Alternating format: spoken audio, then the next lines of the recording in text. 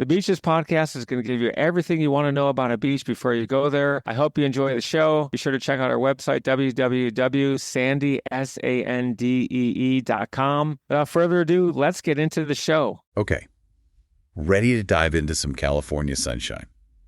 Today, we're heading to Laguna Beach. Laguna Beach. I know you're probably thinking about booking a trip out there. Mm-hmm.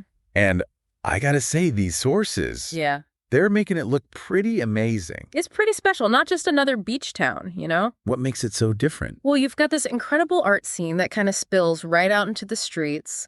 Then obviously that amazing Pacific coastline, those dramatic cliffs. Oh, yeah. And then you mix in that classic California surf culture. Okay, so you're saying it's like artsy, beachy, and kind of like, laid back. yeah, laid back, Yeah. all in one. Exactly. It's like this really unique mix of creativity and that outdoor lifestyle that California is known for. I love it. And it looks like our sources today are going to cover a lot of that. We've got info on some of their big art festivals. Oh, yeah. The coastline, which, wow, the pictures are just incredible. Stunning. And then, of course, Marshall's too. we got to talk about the surfing. So where do we even begin? Well, how about those art festivals? I know you mentioned them. Yeah, let's do it. The Pageant of the Masters is like the one that keeps coming up over and over. Right. And it's so unique. What exactly is it, though? Okay, imagine this, right? You're sitting outside under the stars, Okay. and they've got this stage set up. But instead of actors, you see these famous works of art. Wait. So here's the thing. It's not actually paintings. It's real people posing.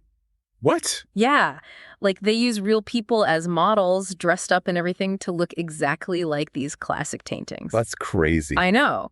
And the detail is insane, down to the lighting and even making it look like brush strokes. It sounds like. It's wild. Like there's almost like performance art mixed with, you know, like a museum exhibit. Yeah, that's a great way to put it. Mm-hmm. Okay, so what about the other one we saw?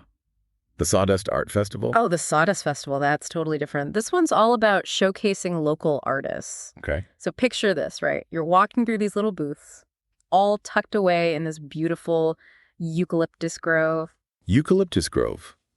Sounds peaceful. Super peaceful. And each booth is like its own little world, you know? What kind of art are we talking? Oh, everything. You'll see glass blowing, Cool. ceramics, jewelry, photography. Wow. And the best part, you actually get to meet the artists, see how they make their stuff. Oh, that's awesome. Yeah, and maybe even pick up something unique to take home. So it's like the Pageant of the Masters is kind of like the big dramatic show. Definitely. And then the Sawdust Festival is like, More intimate. yeah, intimate, and like you get to connect with the art in a different way. Exactly. It's like you're getting a glimpse into the heart of Laguna Beach's art scene.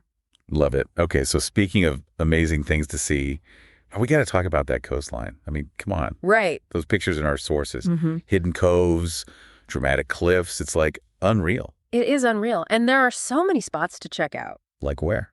Well, you've got Heisler Park, which is awesome because you can wander along those cliffs, see these crazy rock formations saw those. carved by the ocean over who knows how many years. And I read something about tide pools. Yes. Tide pools, Heisler Park's known for those. You go down to the beach, and there are these little pools of water left behind from the tide. Okay. And they're filled with all kinds of crazy sea life. Starfish, anemones, crabs. No way. Oh, yeah. It's like a little mini aquarium right there on the rocks. That's so cool. And then, if you head a little further down the coast, you've got Victoria Beach. Victoria Beach, what's there? Okay, are you ready for this? I think so. A pirate tower. Wait, a pirate tower? What? I know, right? Seriously, what is that? So you're walking along this beautiful beach, and bam, there's this stone tower just sitting on the sand. Oh, wow. It's pretty mysterious. Apparently some wealthy guy built it back in the 1920s, and you can only get to it when the tide is low. That's so cool. Right. It just adds to that kind of adventurous vibe that Laguna Beach has going on. Okay, so we've covered art, we've covered the coastline, and now there's one more thing we have to talk about.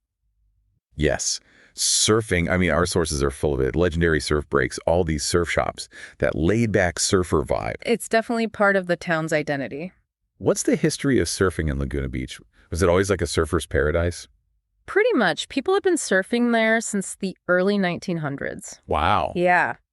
And there are spots like Thalia Street Beach, Brook Street, I think I saw those in the pictures. Yeah, those are iconic. They draw, the pros, the people who are really serious about surfing. That makes sense. But even if you're not into actually surfing, Right. you can still feel that energy all around you, like all the surf shops, the restaurants right on the beach. Yeah.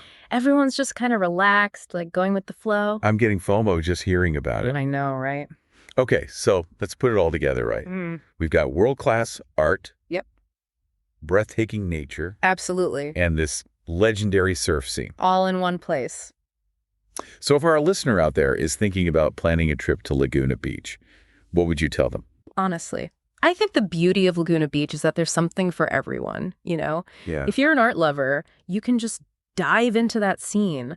If you're all about the outdoors, you can spend your days exploring the tide pools and the beaches. Right. Or if you just want to relax, you can grab a surfboard, chill out on the sand. Exactly.